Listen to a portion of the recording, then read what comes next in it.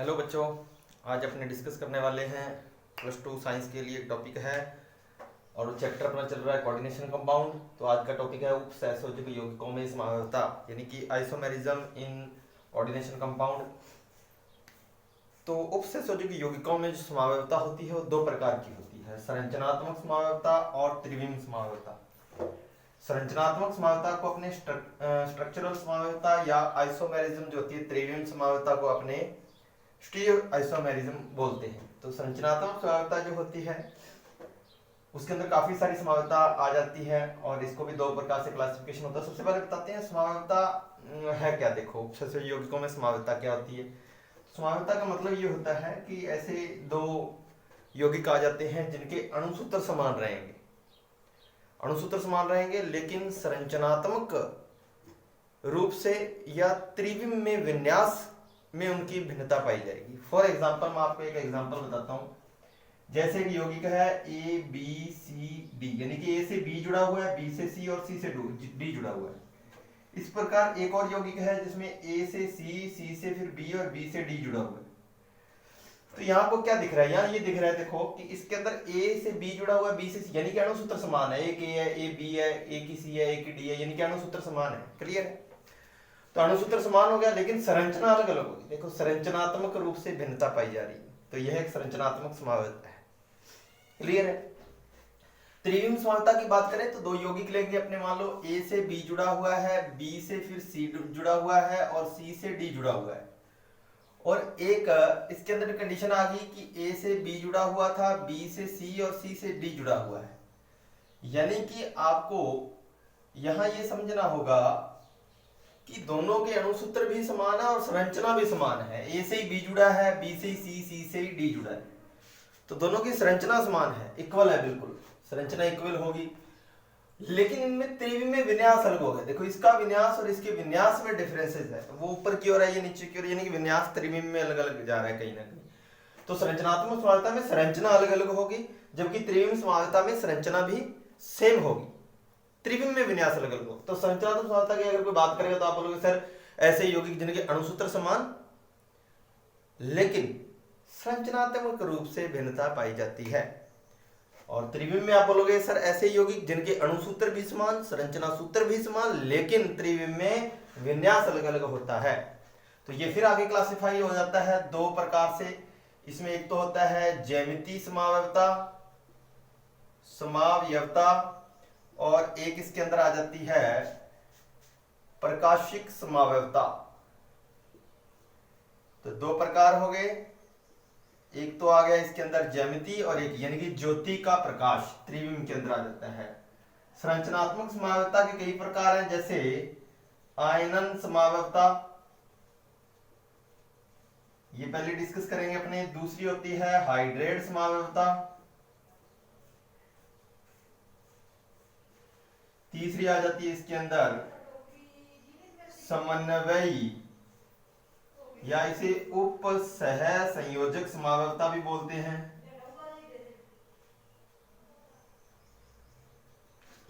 इसके बाद आती है बंधनीय समावयवता,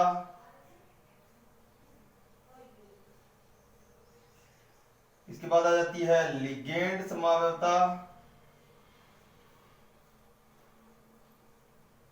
और उपसह संयोजक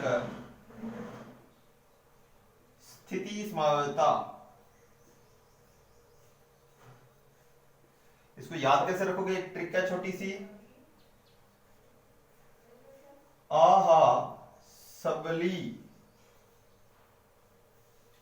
स्थिति, आहा संभली स्थिति या स्थिति, यानी कि आह स्थिति संभली।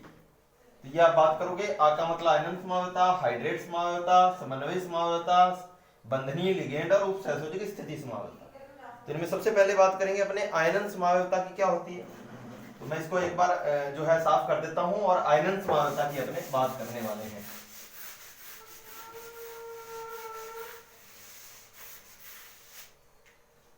तो सबसे पहले बात आती है आयनन समावयवता की।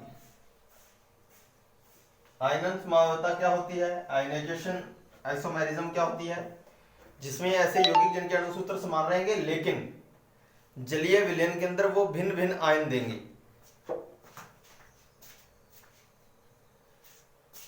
तो अगर देखा जाए, जैसे कि यौगिक हो गया CONH3 ClSO4, सेम एक समावयवी और हो गया CONH3 SO4 Cl।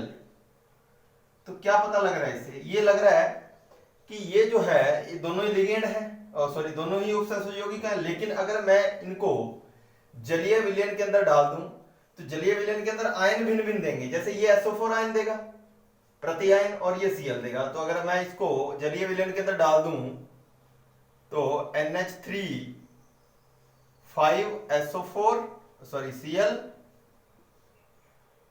Plus SO4 -2 है तो इधर +2 आ जाएगा चार्ज, यानी कि ये जलीय विलयन में SO4 आयन के रूप में दे रहा है। जबकि अगर मैं इसको एक्वस मीडियम के अंदर डालूं तो CONH3 SO4 प्लस Cl-, तो ये क्लोराइड आयन जो होता है वो जलीय विलयन के अंदर दान कर रहा है। अब इनके अंदर अपने को पता कैसे लगेगा कि इसने SO4 आयन दिया है या दूसरे ने Cl- आयन दिया है? तो इसके लिए अपने क्या करेंगे, इसके अंदर BaSO4 डालेंगे, BaCl2 डालेंगे। तो BaCl2 अगर डालेंगे तो वो आयन कौन सा है? SO4- आयन के रूप में टच में आएगा BaCl2 डालने पर। तो आयन जो है एक्सचेंज हो गए तो क्या मिलेगा? देखो BaSO4 का व्हाइट PPT प्राप्त होगा, व्हाइट प्रेसिपिटेट प्राप्त होगा। यानी कि अगर आपने BaCl2 डाल दिया इस विलयन के अंदर तो SO4 आयन जो होते हैं उससे एक्सचेंज हो जाएंगे Ba+2 और BaSO4 का व्हाइट प्रेसिपिटेट दे देंगे। यानी कि जलीय विलयन के अंदर व्हाइट आ जाएगा प्रेसिपिटेट, तो अपने पता लग जाएगा कि ये संकुल जो है SO4 आयन दे रहा है। अगर अपने इसके अंदर BaCl2 मिलाएंगे तो ये Cl- के टच में आएगा और इसके अंदर समान आयन है बिल्कुल, तो किसी भी प्रकार की कोई भी रिएक्शन नहीं होगी और किसी भी प्रकार का PPT यहां पे आपको नहीं मिलेगा। तो ये आपको आयनन समानता के बारे में पता लग गया होगा। बहुत सारे एग्जांपल बन जाते हैं इसके अंदर कि CONH3 ClSO4 या CONH3 SO4 Cl। देखो अब अणुसूत्र समान है। अगर यहां मैं बात करूं आयनन समानता की तो अणुसूत्र तो समान है देखो, लेकिन संरचना अलग अलग है, बिल्कुल संरचना अलग अलग है। यहाँ पे अलग अलग है और आयन भी जलीय विलयन के अंदर अलग अलग दे रही है। यानी कि संरचनात्मक समानता है तो इसलिए होगी क्योंकि अणुसूत्र समान है लेकिन संरचना अलग है। SO4 अंदर है या SO4 बाहर है, लेकिन आयन जलीय विलयन के अंदर अलग अलग दे रहे हैं तो आयनन समानता की बात होगी। तो जलीय विलयन के अंदर अलग अलग आयन है तो आयनन समानता होती है। सेकंड अपने बात करते हैं इसके बाद हाइड्रेट समानता। हाइड्रेट समावयवता,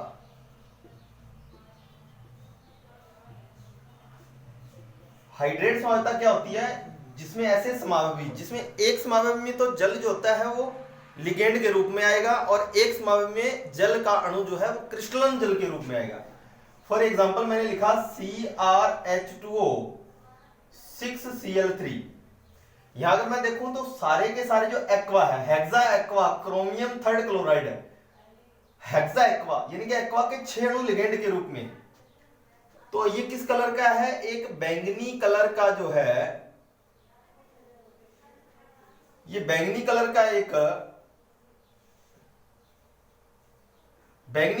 एक अपने पास संकुल है, कॉम्प्लेक्स है।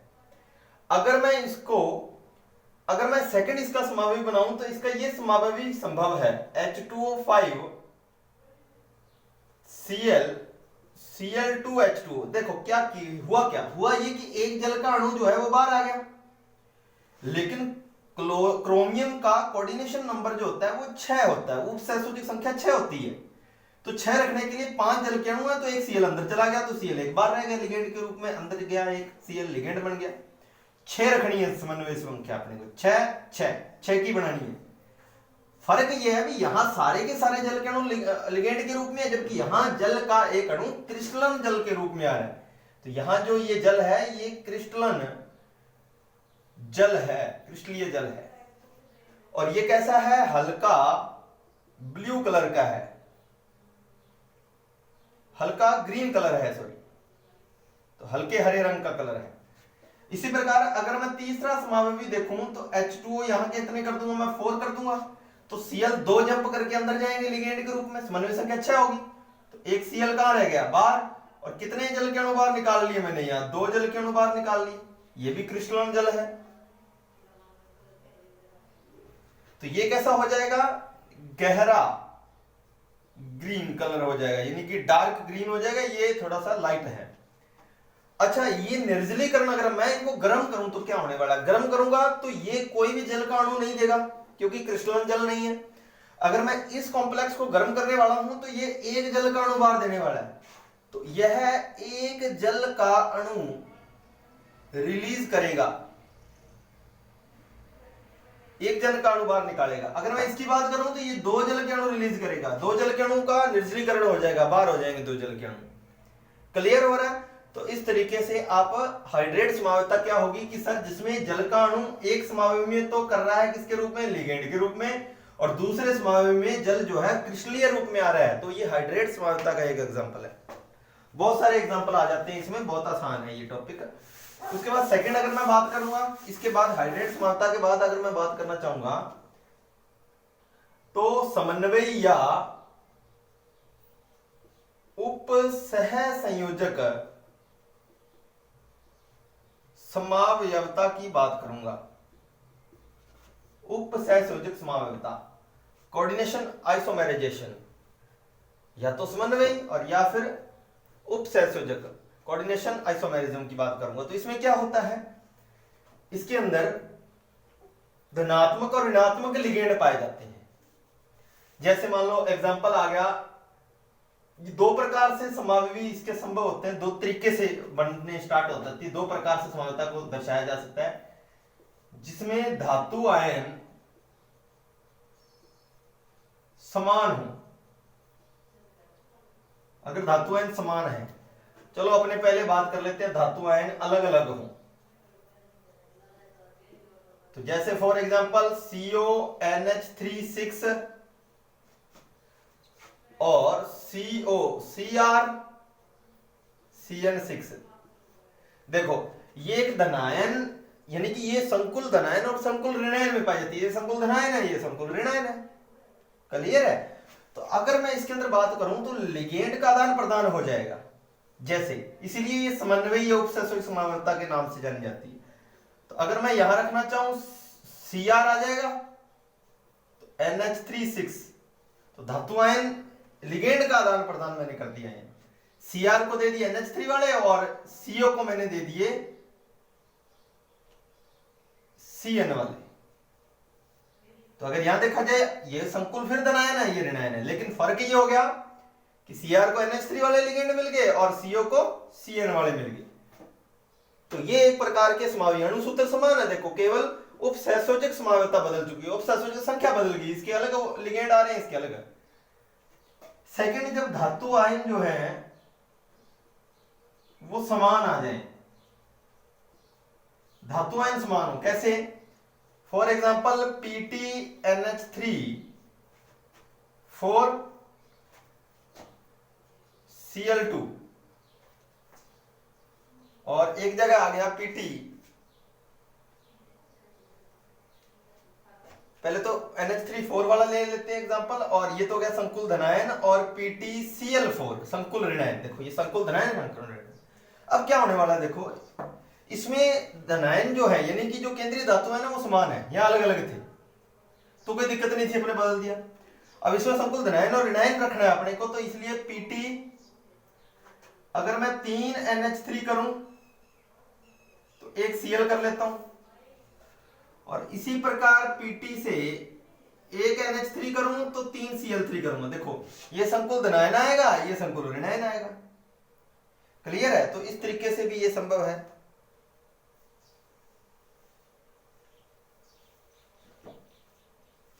अब आ रहा है इसके बाद उपसहसंयोजक समावयवता के बाद आ रहा है, देखो क्लियर हो गया होगा आपको ये धनायन कैसे हो गया, संकुल धनायन और संकुल ऋणायन। देखो अगर मैं इनकी कोऑर्डिनेशन नंबर, इनकी ऑक्सीडेशन स्टेट निकालूं तो 2x, ये -1 हो गया, ये -3 हो गया, तो माइनस में 4 बराबर 0, तो 2x बराबर 4, x बराबर कितनी आ रही है 2, यानी कि 2 चार्ज इस पर आ रहा है और 2 ही इस पर आ रहा है। अगर 2 आ रहा है तो ये माइनस का 1 है, तो ओवरऑल कितना बच रहा है, प्लस का 1। अगर प्लस का 2 है, माइनस के 3 है, तो यहां माइनस का 1, तो यानी कि ये धनायन संकुल है, ये ऋणायन संकुल है। क्लियर हो गया होगा।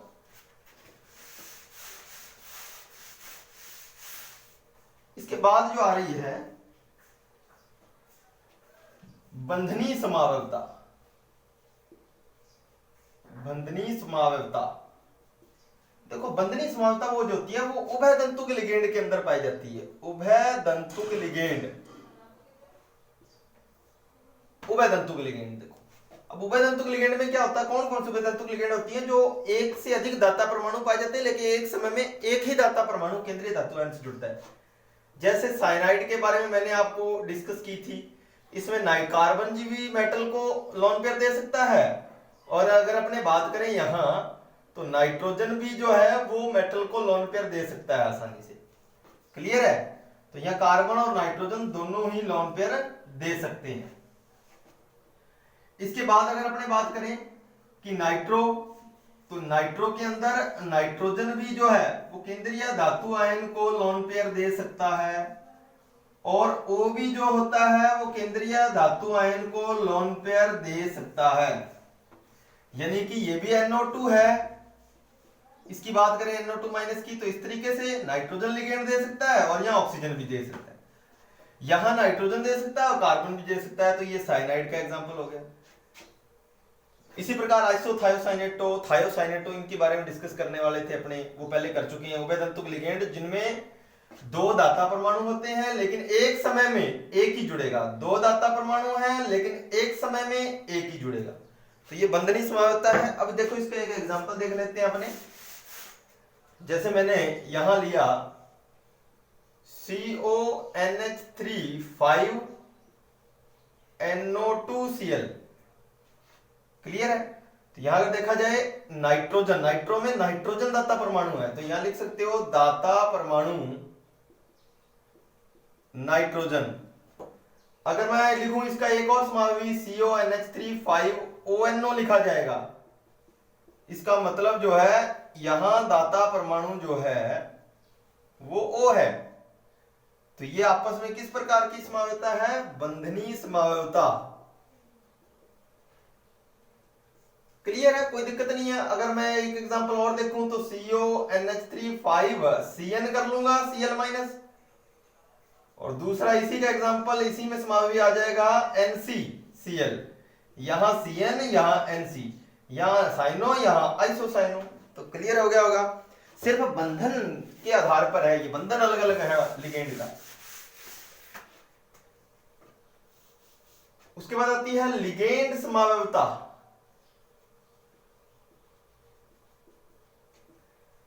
लिगेंड समावयवता, लिगेंड समावयवता में क्या होता है कि लिगेंड समय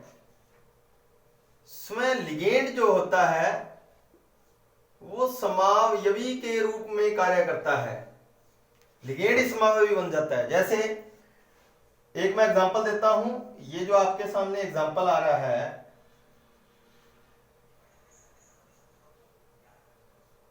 ये आ रहा है 2-क्लोरोफेनिल का, 2-क्लोरोफेनिल का एग्जांपल है ये, और इसका फॉर्मूला बनेगा C6H4Cl। इस तरीके से जुड़ेगा। देखो कैसे हो गया, ये जो होती है ये बेंजीन होती है, इसका फॉर्मूला होता है C6H6। एक साइड से मैंने हाइड्रोजन रिमूव कर दिया तो ये हो गया C6H5, दूसरी साइड से हाइड्रोजन रिलीज कर दिया तो C6H4, और मैंने यहां C से Cl जोड़ दिया तो Cl बन गया, तो C6H4Cl। लेकिन वो कितने नंबर पे है, 2 नंबर पे है, तो 2-क्लोरोफेनिल। इसी का एक समावी ये भी हो जाएगा कि यह 3-क्लोरोफेनिल बन जाएगा अगर Cl जो है 1 2 3, देखो 3 नंबर, ये 1 2 3 नंबर वाला हाइड्रोजन हट गया तो 3-क्लोरोफेनिल बन जाएगा। C6H4Cl कितने नंबर से, 3 नंबर से जोड़ा हुआ है। और ये अगर मैं बात करूंगा तो यहां Cl जो है 1 2 3 और 4 नंबर पर जोड़ा हुआ है, तो 4-क्लोरोफेनिल। तो ये आपके सामने 3 समावयवी हो गए, खुद लिगेंड समावयवी है। अब इनके एग्जांपल देखो। अगर मैं इसी को ही इन्हीं के एग्जांपल लेके बताता हूं, जैसे CONH3 6, इसी में NH3 5 कर लेता हूं और एक लिगेंड देता हूं यहाँ पे। तो इसको कैसे लिखा जाएगा, C6H4Cl कितने नंबर पे, 2 नंबर पे जुड़ा हुआ है, यानी कि 1 ये है 2 ये तो किससे जुड़ेगा, केंद्रीय धातु आयन से जुड़ेगा, इसलिए Cl जो है यहाँ 2 नंबर पे लगा दिया। ठीक है, तो एक एग्जांपल ये हो गया। यहां CONH3 एक समावेशी बन गया, C6H4Cl कितने नंबर पे जुड़ेगा, यहाँ 3 नंबर पे, तो ये वाला एग्जांपल आ गया। इसी प्रकार CONH3 C6H4Cl कितने नंबर पे, 5 नंबर पे जुड़ा हुआ है, तो एक एग्जांपल ये आ गया। इस तरीके से लिखा जाएगा, C6H4Cl 2 नंबर पर, 3 नंबर पर, 4 नंबर पर, तीनों जगह लिगेंड समावेशी है। यहां 2 नंबर पर क्लोरीन, 3 पर क्लोरो, 4 पर क्लोरो, यानी कि लिगेंड खुद समावेशी के रूप में कार्य कर रहा है।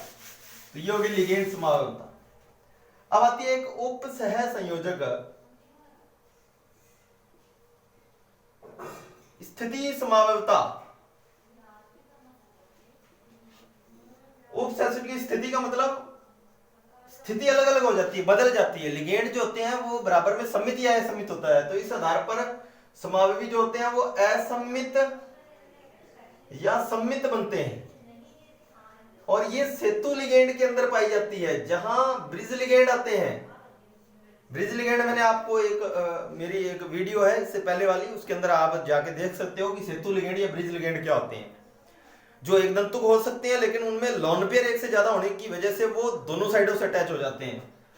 तो असममित का एक एग्जांपल मैं लेता हूं यहाँ पे, NH3 4Cl NH3 4CO NH2O2 CO NH3 2Cl2 और यहां आ जाएगा +2, ये असममित है। इसको सममित करने के लिए मैंने ये लिगेंड बराबर करने हैं CO के, ये तो बराबर है NH2 और O2 है ये, तो यहां सममित में NH3 जो है, देखो 4 और 2 6 हो गए, तो 3 3 बांट दो, 3 इधर आ गए, Cl 2 है तो 1 इधर कर दो, तो CO। उसके बाद आ जाएगा NH2 same, O2 same, CO same, NH3 कितने आ गए, देखो 3 इधर है 3 इधर, और Cl 1 आ गया, +2 चार्ज आएगा। यहाँ +1 चार्ज आएगा, जो बुक के अंदर गलत है, जो आपकी माध्यमिक शिक्षा बोर्ड की बुक है उसके अंदर +2 चार्ज दिखा रखा है, तो वो चार्ज नहीं बढ़ रहा CO पर +3 चार्ज आने के लिए। तो ये असममित और ये सममित हो गए, मात्र एक उप सहसंयोजक संख्या का फर्क है। देखो यहाँ 4 है, इससे इधर एक साइड में, इधर जो है 6 होगी एक साइड की तरफ। ठीक है, तो ये थोड़ा आपको ध्यान रखना, बराबर होनी चाहिए, ये असममित ये सममित। तो ये जो है उप सहसंयोजक ये जो समावेशता चल रही थी, उप सहसंयोजक यौगिकों में समावेशता, इसका पहला पोर्शन कंप्लीट हो चुका है, जो आता है आपके सामने संरचनात्मक समावेशता का। अब आती है त्रिविम समावेशता की, अपने जो है नेक्स्ट वीडियो के अंदर बात करेंगे। और thanks for watching this video. नमस्कार।